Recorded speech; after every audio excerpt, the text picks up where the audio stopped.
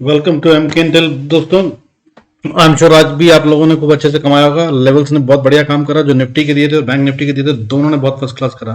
3 share बताए थे जो कि टूट सकते हैं, तीनों में अच्छी गिरावट आई है। हालांकि 2 रिकवर हो गए हैं काफी अच्छे से, लेकिन फिर भी कल की प्राइस से नीचे ही हैं। सो आई एम श्योर कि उसमें भी आपने प्रॉफिट बनाया होगा। बाकी चलते हैं, आज देखते हैं क्या हुआ मार्केट में और आगे क्या करना है।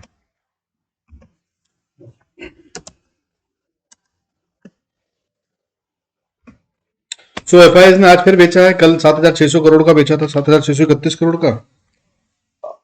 आज उन्होंने 7,482 करोड़ का बेचा है। तो उनकी सेलिंग नहीं रुक रही है और बढ़ती ही जा रही है। हालांकि सीतारमन जी का मैंने कहीं एक बयान कह लीजिए देखा था अभी कल आज में, जिसमें उन्होंने कहा था कि tax regime is something, our right, and we will exercise it and all that stuff. There are some problems with the FIIs, related to tax, because of which probably they are selling, or maybe some other reason, I don't know, but that is something, which I see as, little connected. हो सकता है कि कोई बातचीत हो और कोई solution निकाला जाए जिसके तहत में ये सॉल्व हो और शायद एफआईआईस की सेलिंग रुक जाए। और अगर ये रुकी तो फिर मार्केट बहुत तेज दौड़ेगी। Let's hope for that. पर चलिए एक बार डेटा देख लेते हैं क्या कहता है। 7,482 करोड़ का उन्होंने बेचा है एफआईआईएस ने। उसके अगेंस्ट में 5,331 करोड़ का खरीदा है डीआईआईएस ने। अब इसको देखते हुए चले तो इस हिसाब से मार्च में अभी तक वो 26,000 करोड़ का बेच चुके हैं, against what they sold in February, almost 45,720 crore, which was much more than January. उसका 50% से ज्यादा अभी ये बेच चुके हैं मार्च में। ठीक है, what they sold in February, which was higher than what it was in January, and January, February, March मिलाकर जो अभी तक बेचा है वो नीचे देख लीजिए, मैं बताता हूँ क्या रहनी चाहिए। पहले चलते हैं डीआईएस ने क्या खरीदा उसके अगेंस्ट में। 17,930 करोड़। मैं फिर से बता रहा हूँ, एक डेफिसिट आप देख रहे हैं 18,000 करोड़ का अगर डीआईएस ने खरीदा और बेचा जो है एफआईआईएस ने 26,000 करोड़ का, तो बाकी का भाई कहाँ गया। 8,000 करोड़ का रिटेल खरीद रहा है शायद। तो अभी जिस दिन रिटेल खरीदना बंद कर देगा उस दिन क्या होगा पता नहीं। रिटेल ने खरीद भी लिया और एफआईआईएस ने या डीआईएस ने खरीदना बंद कर दिया तो क्या होगा पता नहीं। शुरू में मैंने ये तो बता दिया कि एफआईआईएस शायद अगर बेचना बंद कर दें तो मार्केट ऊपर जाएगी, पर जरा सोचिएगा लोअर सर्किट कैसे आ सकते हैं। तो अभी तक जो साल की बात करें, in this year till now 2022 में 1,13,163 करोड़ का, 1,13,163 करोड़ का माल एफआईआईस बेच चुके हैं। पिछले पूरे साल में 12 महीने में उन्होंने 92,729 92,729 करोड़ का बेचा था, जिसके अगेंस्ट में अभी तक 2 महीने और 4-5 दिन मान लीजिए 1,13,000 करोड़ से ज्यादा का बेच चुके हैं। अगेंस्ट दैट डीआईएस भी खरीद रहे हैं, 81,943 करोड़ का खरीद चुके हैं वो। बीच में फिर से देख लीजिएगा वो जो 30,000 करोड़ का डेफिसिट आ रहा है वो कहाँ जा रहा है। ठीक है, मैं और आप रिटेल कहलाते हैं, तो देख लीजिए उसके हिसाब से चल रही है, बाइंग हो रही है। एफआईआईएस ने बेचने में तो पिछले साल के रिकॉर्ड को तोड़ दिया है उन्होंने, जो कि हाईएस्ट था पिछले साल तक। अगर बोले तो इस साल उन्होंने उसके रिकॉर्ड को तोड़कर आगे निकल गए हैं बेचने में। अभी डीआईएस मगर फिर भी पीछे हैं थोड़ा सा। They are yet to come and by what they have done in last year comparatively, but they are also doing wonderful job. Let's hope they continue. Market खड़ी रहेगी। आगे चलते हैं, मेन खबरें यूक्रेन वॉर से रिलेटेड। वीजा और master card ने अपने ऑपरेशन सस्पेंड कर दिए रशिया में। कोई भी जो रशिया में वीजा कार्ड या मास्टर कार्ड रखता है उसको अब वो अपने कार्ड को यूज नहीं कर सकेगा। They are null and void. Putin साहब ने कहा है यूक्रेन से कि यूक्रेन से नहीं, उन्होंने कहा है मीडिया से कि यूक्रेन का भविष्य अब खतरे में है, उसकी एग्जिस्टेंस, उसका वजूद ही मिटा दूंगा।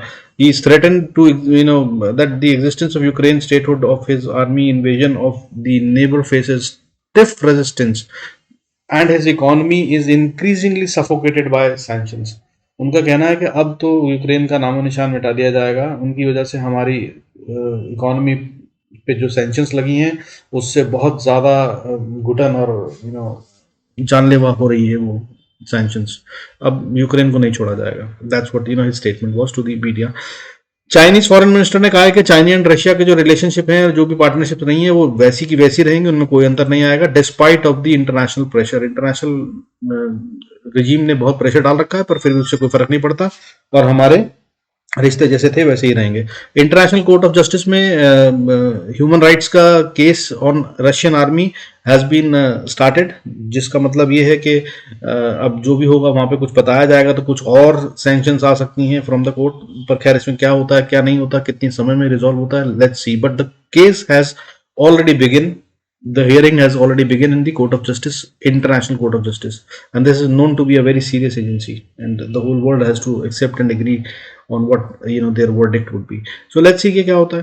पीएम मोदी, मिस्टर मोदी हमारे प्राइम मिनिस्टर ने बात करी प्रेसिडेंट साहब से, पुतिन साहब से, और उनसे कहा कि भाई डायरेक्टली बात कर लो जेलेंस्की से, बजाय इसके कि हमारी टीम, तुम्हारी टीम, रशिया की टीम, यहाँ की टीम, यूएस के लोग, मीडिएटर, शांति दूत आदि इत्यादि को छोड़कर, why don't you please talk to mister Zelensky directly. That's what mister Modi has urge to Putin. Let's see कि क्या होता है और कैसे करते हैं। अगर हो जाए तो बहुत बढ़िया है।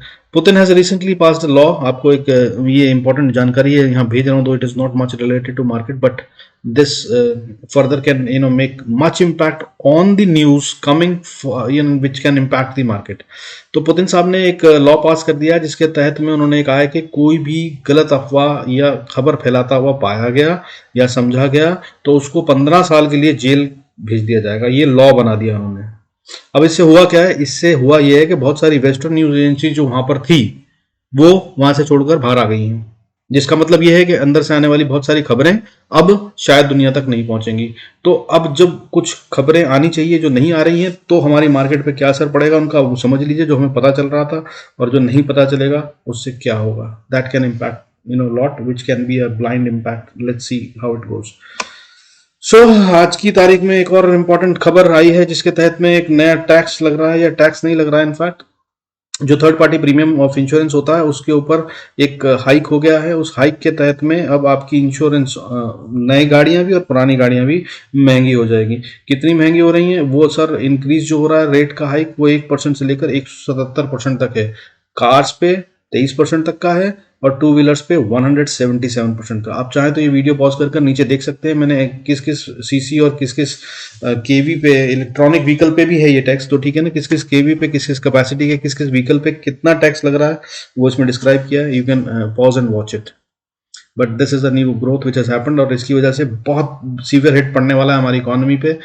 मे बी क्रूड की तो शायद हम बचत कर लें, बट उससे फिर भी क्रूड बढ़ेगा तो हमारी उस पर दामों पे असर आएगा। सब्जी, दाल, रोटी, आटा सब महंगा होगा। और गाड़ियां जो हमारी economy was known for the consumption, that consumption will now go down. So I don't know how we will go further and enhance our economy, but this is which is been done by the transport ministry, road transport ministry. Let's see क्या होता है आगे। आज auto के shares इसकी वजह से काफी गिरे थे। ओके, एक बहुत इंपॉर्टेंट बायबैक चल रहा है इस समय टीसीएस का। टीसीएस की बायबैक की जो डेट्स आ गई हैं, टेंडर डेट्स हैं 9 मार्च से 23 मार्च तक। उन्होंने कहा जिसको भी टेंडर करना है कर दीजिए। रेशो जो रहेगा वो 13.33% रहेगा, मतलब आपके 13 शेयरों पे लगभग 1 शेयर वो खरीदेंगे और 45 शेयर पे 6 शेयर खरीदे जाएंगे। मगर इसमें एक कैच है, वो ये कि अगर आपके पास मोर देन 56 शेयर्स हैं टीसीएस के तो आप एचएनआई कंसिडर किए जाएंगे, और ये ऑफर एचएनआई के लिए नहीं है। ठीक है, रेट इन्होंने काफी अच्छा बोला है 4500 के करीब का, कि एक शेयर 4500 रुपए पे खरीदेंगे। 3200 रुपए चल रहा है मार्केट में भी, बट इसे खरीदिएगा मत। अगर खरीदते हैं तो आप फंस भी सकते हैं, क्योंकि अगर आपने 10 शेयर खरीदे तब आपका एक शेयर बिक रहा है, याद रखिएगा इस बात को। ठीक है, तो that's how it is. Okay, Coal India की एक सब्सिडरी है बीसीसीएल, जिसने की आज पोस्ट किया है अपना रिकॉर्ड ग्रोथ 61% का, जिसकी वजह से कोल इंडिया में पहले से ही बहुत अच्छे से तेजी आई हुई है। काफी समय से बैठा हुआ था शेयर, ही अभी चल रहा है और आगे और ग्रो आ सकती है। So keep an eye on this share. V Mart retail के अंदर एसबीआई के म्यूचुअल फंड मैनेजमेंट ने 4.5% का स्टेक और खरीद लिया है। इससे अब उनका जो, और ओपन मार्केट से खरीदा है, और इससे उनका जो टोटल स्टेक है वो बढ़कर 8.76% हो गया है, which is going to be a important one. ये जो वी रिटेल मार्ट है ना यार, इस पे बहुत सारी खबरें आ रही हैं और काफी हॉट शेयर है, स्पेशली फ्यूचर रिटेल के साथ में। I am sure future retail, Amazon और वो सब लफड़ा आपको पता होगा, एक काफी पुरानी न्यूज चली आ रही है, और उस समय से ही ये वी मार्ट जो है काफी खबरों में आ रहा है। इस पे नजर रखिएगा, ये मतलब कुछ तो करेगा ये बड़ा। ओके, बोर्ड मीटिंग्स हैं कल, आवास फाइनेंशियर्स की, मेट्रो ब्रांड्स की, एनएलसी इंडिया की और सन टीवी की, और ये सभी अपने इंटरिम डिविडेंड पे डिस्कशन करने वाले हैं। डिविडेंड देना चाह रहे हैं, मतलब ये सब कैश रिच कंपनीज हैं। जिससे ये दर्शाया जा रहा है कि ये एक बहुत अच्छी इन्वेस्टमेंट हो सकती है आने वाले समय में। तो आप लोग भी गौर फरमा सकते हैं, जब जब ये गिरे तो ये मतलब इसका ये निकलता है that they are looking at interim dividend, मतलब हमारे पास पैसा है जिसे हम अपने शेयर होल्डर्स को बांटना चाहते हैं, तो मतलब हम अच्छी और स्ट्रॉन्ग कंपनी है। So you can look at them. और मिधानी करके कंपनी है, उसके अंदर में भी 14 मार्च को होगा यही discussion by the board meeting. That's you. ठीक है, तो आप चाहें तो इसमें भी मौका पाने पर इन्वेस्टमेंट कर सकते हैं।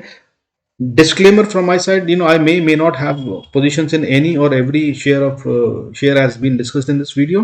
Further, I am not a SEBI registered analyst. Please do consult your financial advisor before acting on any information as shared in this video. IRCTC के अंदर कल मैंने कहा था बेचने वाले गिरेंगे ये शेयर, ये 3 शेयर थे, IRCTC, MFSL और CUB, तीनों ही आज गिरे हैं। CUB तो भयंकर रूप से गिरा है, आज 117 से 110 तक आ गया है, जिसका मतलब ये है कि बहुत ही प्रॉब्लमेटिक है। और बाकी IRCTC जो है वो गिरा है काफी अच्छा, 720 पे था कल, वहां से गिरकर ये 709 तक गया, उसके बाद ये वापस आया और 720 पे ही क्लोज हो गया है आज फिर से।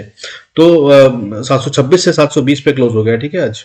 तो मैंने कहा था कि अगर 720 के नीचे बंद हो तो ये बहुत अच्छी गिरावट देगा, बट आज ये नीचे जाकर फिर वापस 720 पर ही बंद हुआ है। तो कीप एन आई, अगर ये 720 को तोड़कर नीचे जाता है तो it can may be give you good returns in short selling.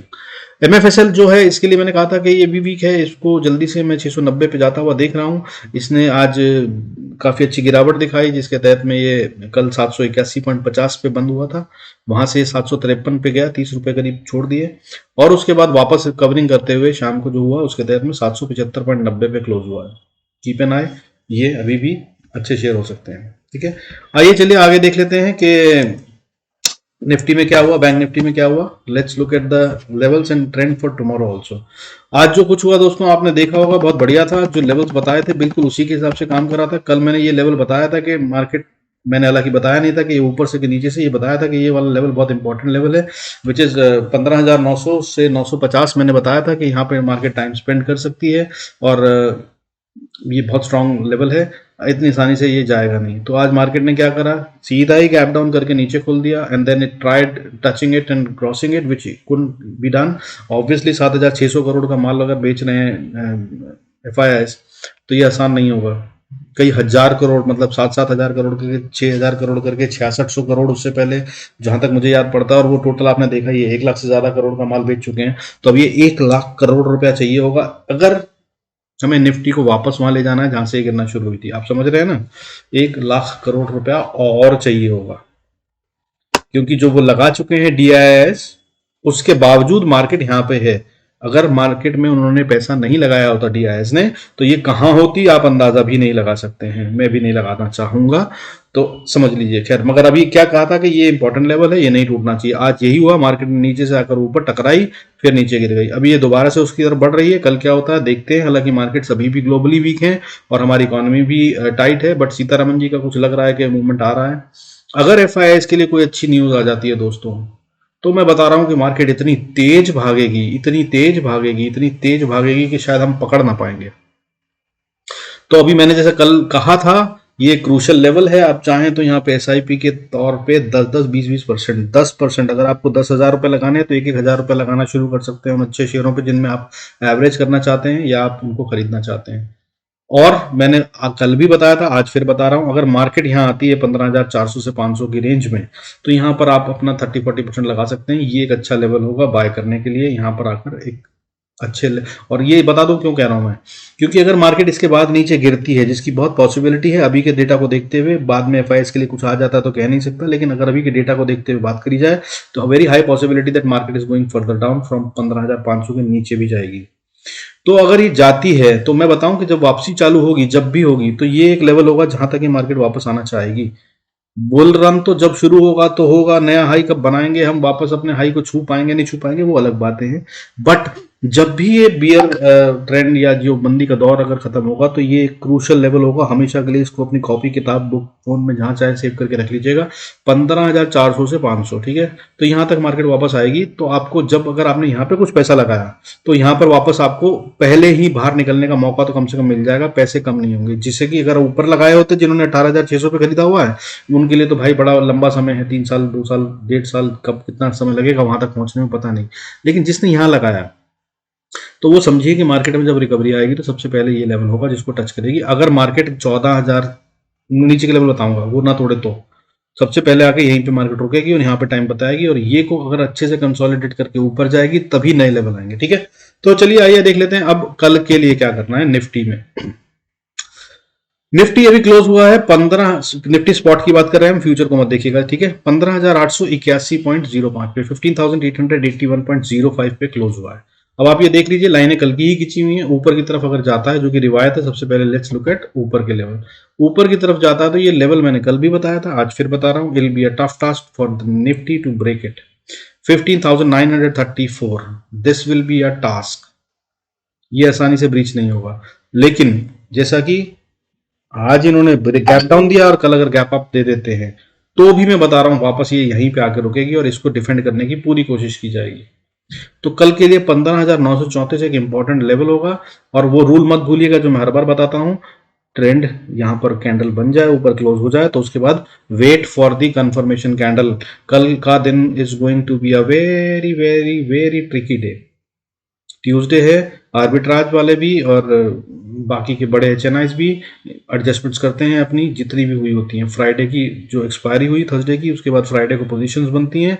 Friday Saturday Sunday Monday वो चलता है, और उसके बाद जो कुछ जो उनको एडजस्ट करना होता है कि यहाँ नुकसान हो रहा है, यहाँ के लिए ये कर लो, इसका काउंटर ये बना लो, वो सब ट्यूसडे को होता है जनरली। ठीक है, so tomorrow is going to be the day, so it will be a tricky one. आपको कभी दिखेगा ऊपर जा रही है, कभी लगेगा नीचे जा रही है, that can happen, so be cautious. So this is the level ऊपर की तरफ जाते हुए 15,900 से 950 का लेवल बहुत इंपॉर्टेंट लेवल होगा। Keep an eye on that, और ट्रेड जब तक कंफर्मेशन कैंडल को ना देख लें और पूरी तरह से श्योर ना हो जाए ना करिएगा। और वीकली ऑप्शन से कोशिश कीजिएगा बचें, हालांकि बहुत मूवमेंट होगा, कमाया भी जा सकता है, बट अगर आप सही से खेलना जानते हैं तो, नहीं तो better you play in monthly options. Okay, अगर इसको तोड़ देती है 950 के ऊपर जाकर ट्रेड करती है तो अगला लेवल आता है 16,100 से 150। ये भी मैंने 2 दिन पहले बताया था कि is going to be a very crucial level. और ये देख लीजिए आप, ये जो दिखा रहा है, अगर लंबी सी डंडी अगर आप देख रहे हैं कि ये वाली, तो ये वहीं तक गई है और वहां से फिर वापस घूम के आ गई है। ठीक है, मैंने बताया था कि 16,100 से 200 का लेवल बहुत क्रूशल होगा, 150 और 100 के बीच में टाइम स्पेंड कर सकती है। ये वहीं पे आ रही है, देख लीजिएगा, गौर फरमाइएगा, ये वहीं है। अब इससे ऊपर के लेवल में बताना तो नहीं चाहता हूँ, पर फिर भी बता देता हूँ। अगर इससे ऊपर जाती है कोई फायदा नहीं, मैंने ये बताया था कि ये बॉक्स बनाया रेड बॉक्स, इसको पार करना will be a task for Nifty. तो 300 से 350 का लेवल, 16,350 अभी के लिए, कल के लिए, परसों के लिए बड़ा मुश्किल होगा निफ्टी को पार करना।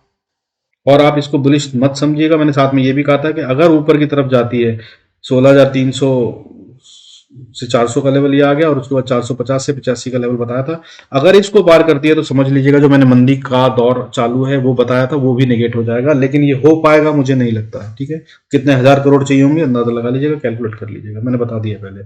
अब नीचे की तरफ देखते हैं, नीचे की तरफ क्या होगा। 15,881 पे निफ्टी बंद हुआ है, अगर नीचे आता है तो पहला लेवल बनता है 15,834। ठीक है, डाउन साइड में, और अगला लेवल बनता है 15,600 से 650, और उससे अगला लेवल बनता है 15,400 से 500। बताया था मैंने, 400 से 500 मान लीजिए, या 450 से 500 मान लीजिए। ये एक बहुत इंपॉर्टेंट लेवल है, यहां पर तो मार्केट डेफिनेटली रुकेगी रुकेगी ही। ठीक है, तो इस ढंग से खेलिएगा। अच्छा, दूसरी बात मैं आपको बता दूं, आज का जो डेटा बना है और जो आखिरी की मूवमेंट हुई है, अभी एक शॉर्ट रिकवरी आ सकती है। ठीक है, सो अभी तक तो मैं बिंदास बोल रहा था बेचो बेचो बेचो, शॉर्ट साइड पे यहां तक जाएगा, यहां तक जाएगा, ऊपर का नहीं। लेकिन अभी मैं बता रहा हूं मार्केट कहीं भी खुले, आप देखिएगा बीच में एक रिकवरी आ सकती है, वेरी हाई पॉसिबिलिटी। लेकिन उस रिकवरी को सच्चा मत मान लीजिएगा और उसकी वजह से अपनी इन्वेस्टमेंट मत चालू कर दीजिएगा, that again I am saying. But at the same time this is the level where you should start investing in pieces. अभी 10-12-15% तक आप डाल सकते हैं। इस लेवल पे जाने के बाद 15,400 के लेवल पे आ जाए अगर 500 के लेवल पे, तो आप अपना 30-40% डाल सकते हैं एज ए इन्वेस्टमेंट। बाकी का फिर रखिएगा, पैसे पे बैठना इज वेरी वाइज अभी ज्यादा से ज्यादा क्या होगा, नीचे गिरते हुए भूल गए हम, नहीं कर पाए बाइंग, कोई बात नहीं, ऊपर जाते हुए कर लेंगे, इस लेवल पे, इस लेवल पे, इस लेवल पे, किसी भी लेवल पे बाय कर लीजिएगा भाई। उसके बाद बड़ा लंबा रास्ता है, बहुत मोटा फायदा मिलेगा अगर आपने करा तो। लेकिन अगर यहाँ गलत जगह पे फंसे और नीचे तक जाना पड़ा ना, तो बड़ी हिम्मत रखनी पड़ेगी दोस्त, बड़ा मुश्किल लगता है। So better protect your money. बाकी दैट्स माय एडवाइस, मेरी राय है, आपको जैसा ठीक लगे आप कर सकते हैं after asking your financial advisor. चलिए आइए बैंक निफ्टी के लेवल्स देख लेते हैं।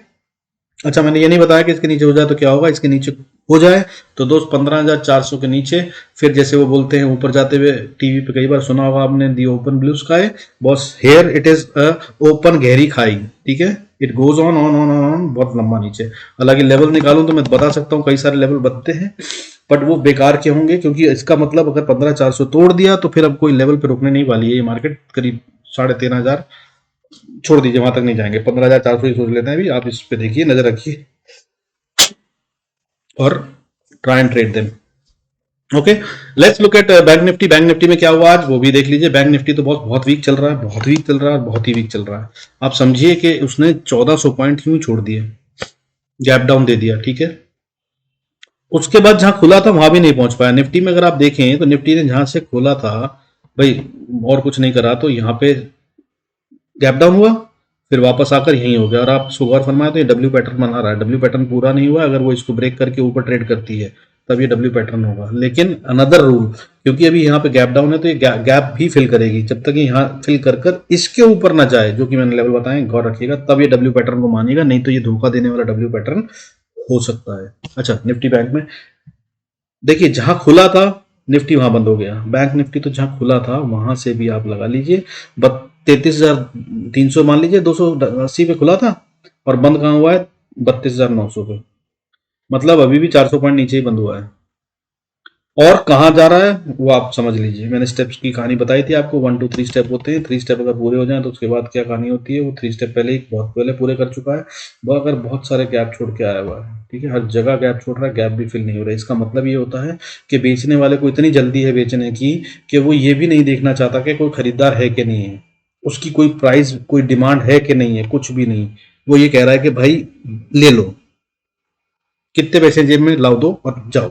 That's how the selling is happening in bank Nifty, this is what it means. चलिए खैर, मैं डराना नहीं चाह रहा हूं, बट मैं फिर बोल रहा हूं कल एक रैली आ सकती है, रिलीफ रैली हो सकती है, रिकवरी आ सकती है, गौर फरमाइएगा, बी केयरफुल। चलिए देख लेते हैं लेवल्स क्या हैं। कल के लेवल जो बताए थे उसी के हिसाब से देख लीजिए, मार्केट अटकी है। जो बोला था कि ये नहीं पार कर पाएगी, नीचे की तरफ नहीं जाना चाहिए, वो सारा पार कर दिया तो फिर ये होगा। और ये पीली लाइन कल खिंचवाई थी, मैंने कहा था इसको तो ये पार ही नहीं कर पाएगा बैंक निफ्टी, याद है आपको, मैंने कहा था लाइन खींच दें ताकि कल भी पता चल जाएगा, कल की वीडियो में देख लीजिएगा। तो ये लाइन देख लीजिए, ये तो बहुत ही दूर रह गई है अब, तो ऑब्वियसली आप भी मान जाएंगे कि वहां तक जाना बड़ा मुश्किल है। चलिए खैर, कल के लिए लेवल्स देख लेते हैं। पहला लेवल बॉस ये रहा आपका 32, नहीं नीचे का क्यों बता रहा हूँ, मैं ऊपर का बताता हूँ हमेशा, तो फिर आज फिर पहले ऊपर का बताते हैं। अभी बंद हुआ है बैंक निफ्टी 32,914 पे। ऊपर की तरफ अगर जाता है तो 33,200 से 300 का रेंज है, 200 भी नहीं, 250 से 300 का रेंज मान लीजिए, यहाँ पे अटकेगा। 250 से 300 अगर पार कर गया तो अगला लेवल बॉस ये रहा आपका, क्या है, 33,500 से 600 मान लीजिए। हालांकि 500 आना बड़ा मुश्किल होगा, मैं ये भी बता दूं आपको, पर अगर ये पार कर जाता है तो बॉस अगला लेवल आपका ये होगा, क्या है ये, 33,950। और अगर ये भी पार कर लेता है, बहुत सारे पैसे लगाते हैं डीआईएस तो बस 34,000 से 34,100 का लेवल मैंने बताया था कि इसे पार करना will be a task for Bank Nifty once it has been broken, और now it has been breached. तो इसके टूटने के बाद अब इसको वापस ऊपर की तरफ तोड़ना, मतलब आप समझ लीजिए 2 दिन में अगर उन्होंने 7 दूनी 14,000 और उन्होंने खरीदारी करी 5 और 5 दूनी 10 प्लस 10,000 करोड़, मतलब 24,000 करोड़ तो कम से कम चाहिए यहां तक पहुंचने के लिए, 24,000 करोड़। अगर ये असली वाला अप ट्रेंड चालू आता है तो 24,000 करोड़ अगर ना लगे और फिर भी मार्केट यहां तक पहुंच जाए बिना वॉल्यूम के, समझिए कि डीआईएस ने कहा भाई बढ़ा लो थोड़ी, या एफआईएस ने कहा थोड़ी बढ़ा लो, मैं ऊपर बेचूंगा, भी नहीं बेचता, तो वो कहे कि डीआईएस खरीद लो, डीआईएस 10 10 20 20 50 50 खरीदते खरीदते इस मार्केट में यहाँ ले आते हैं।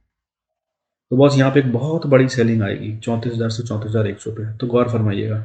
इससे ऊपर के लेवल बताने का वैसे कोई मतलब बनता नहीं है, बट फिर भी आप समझ लीजिए अगर इसको भी पार कर जाए तो समझिएगा कि ये गैप फिल हो जाएगा। गैप फिल होने का मतलब ये है कि 34,370, फिर उसके बाद अगली रेजिस्टेंस आ जाएगी 34,500 से 550, उससे अगली रेजिस्टेंस 590, उससे अगली रेजिस्टेंस ये मैंने ग्रीन लाइन खींची हुई है 34,700। इतना बहुत होगा, नहीं हो पाएगा मार्केट से, ठीक है ना। अब नीचे का लेवल देख लेते हैं, अगर नीचे आती है तो नीचे के लेवल में 32, इसकी बहुत हाई प्रोबेबिलिटी है, मगर हो सकता है अगर गैप अप हो जाए और फिर नीचे की तरफ चले। अगर गैप अप हुआ तो बहुत अच्छी बात होगी, तब तो आप आराम से सेल का ट्रेड ले सकते हैं। लेकिन अगर गैप डाउन हुआ तो बस बी वेरी कॉशियस, क्योंकि फिर तब मार्केट ऊपर उठ सकती है, और वो कहाँ तक ऊपर उठेगी कह नहीं सकते हैं, और ये कहाँ गैप डाउन करके खोलेंगे और उसके बाद कहाँ तक ले आएंगे कह नहीं सकता। इनमें से किसी भी लेवल तक आ सकते हैं, वहां से लेवल्स का खास ध्यान रखिएगा। लेवल से कहीं से भी रिवर्सल हो सकता है, लेकिन अगर गैप डाउन हुआ तो ये ऊपर की तरफ चल के मार्केट यहां तक आकर फिर गिर सकती है। लेकिन अगर कहीं गैप अप हो गया, समझिए कि यहाँ कहीं खुल गई मार्केट, तो फिर इन लेवल्स पे नजर रखिएगा। जैसे ही कंफर्मेशन कैंडल आए 15-15 मिनट की 2 कैंडल छोड़ दीजिएगा, तीसरी कैंडल पर ट्रेड ले लीजिएगा। फिर मार्केट नीचे जा रही है और फिर ये सारे लेवल आ रहे हैं। अब लेवल क्या है, 914 ऊपर के लेवल देख लिए जो मैंने बताया कि ऊपर गई तो मार्केट यहाँ तक जाएगी। तो वो जब अगर मान लीजिए ऊपर खुल जाती है तो उन्हीं को वापस समझ लीजिएगा कि नीचे के लेवल आने वाले हैं। उन लेवल्स को सपोर्ट या रेजिस्टेंस बना लीजिएगा अकॉर्डिंगली जहां भी मार्केट खुलती है। बहुत प्रोबेबिलिटी है कि कल कुछ होने वाला है। तो यहाँ से अगर नीचे चले तो नीचे का लेवल आपका सबसे पहला लेवल बनता है, जो कि मैं बहुत दिन से बता रहा हूँ, बहुत स्ट्रॉन्ग लेवल है। मोटी लाइन मैंने बताया था, मोटी लाइन तभी खींचता हूँ जब मोटी होती है, दिक्कत होने वाली है। तो 32,700 is gonna be a tough one to break it, लेकिन इसने आज ब्रेक कर दिया था। और ये कैंडल पैटर्न अगर आप इसको देख रहे हैं गौर से, इसको एनगल्फिंग पैटर्न कहते हैं, और अगली कैंडल कंफर्मेशन कैंडल भी दी है, पर ये सिर्फ 15 मिनट का चार्ट है। तो यहाँ पे डीआईएस ने पैसा तो लगाया, लगता है यहाँ पे नहीं लगा रहे थे शुरू से, वो बोल रहे थे बेचे जाओ, फिर यहीं से लगाया उन्होंने सारा पैसा, जो भी दिख रहा है 5,000 करोड़। तो इससे होती है कंफर्मेशन कैंडल, और ये देख लीजिए दे दिया इसने अच्छा खासा मूव, ठीक है ना। 32,900 तक आ गई, यहाँ तक चूके आई थी 32,300 से 600 पॉइंट उठा दिया, और वो भी कितनी देर में उठा दिया आप देख लीजिए, 2:15 बजे से लेकर 3:30 के बीच में, सवा घंटे में। तो अगला लेवल ये ब्रेक करना बड़ा मुश्किल होगा, शायद इसी को प्रोटेक्ट करने के लिए उन्होंने पैसा लगाया है कि इससे नीचे ना जाने दें, क्योंकि इससे नीचे गए तो बहुत सारे मोटे पैसे वाले डूब जाएंगे। तो आप देखिएगा कल क्या होता है। उसके बाद वापसी के तौर पर नीचे की तरफ 32,732, नीचे 32,400 से 350 का लेवल, और 32,400 से 350 का लेवल अगर टूट जाता है तो दोस्तों फिर लंबे हम नीचे जा रहे हैं। और जो लेवल आ रहे हैं वो आप देख लीजिए, मैं आपको एक बार यहां से भी बता देता हूं आपको।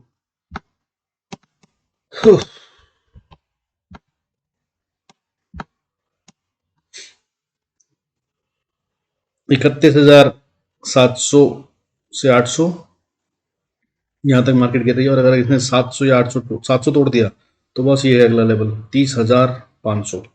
और असल में बोलूं तो सपोर्ट यहीं बन रही है 30,500 के आसपास, 400 से 500 है। अगर ये यहाँ से तोड़ के नीचे जाना शुरू करती है तो 30,500 जो वहां पे लेवल बताया 15,000 समथिंग का, वैसे ही यहाँ पे 30,500 का लेवल है। थोड़ी थोड़ी एवरेज कर सकते हैं, मगर यहाँ और भी कम करिएगा क्योंकि फाइनेंशियल बहुत वीक दिख रहे हैं, ठीक है। और अगर इसको तोड़ देती है तो फिर ये वाला लेवल है 29,000 का। मैं डराना नहीं चाहता, पर दोस्त ये सब ओपन दिख रहे हैं एज पर दी टेक्निकल एनालिसिस। और फंडामेंटल्स की तो आपको पता ही है कैसी वाट लगी हुई है, कहीं से कुछ नहीं दिख रहा है टू ग्रो आवर इकोनॉमी। स्थिति गंभीर है और आगे अभी वॉर ऑन है, सैंक्शंस लग रही हैं। हालांकि रशिया में क्रूड दे रहा है थोड़े सस्ते में 25% के डिस्काउंट पे, पर फिर भी बहुत महंगा है और हमारे लिए बहुत बहुत बहुत मुश्किल होगा इसे मैनेज करना इन कमिंग टाइम, ठीक है ना। So from my side signing off, do good trades, be profitable, God bless you all, thank you so much for staying connected.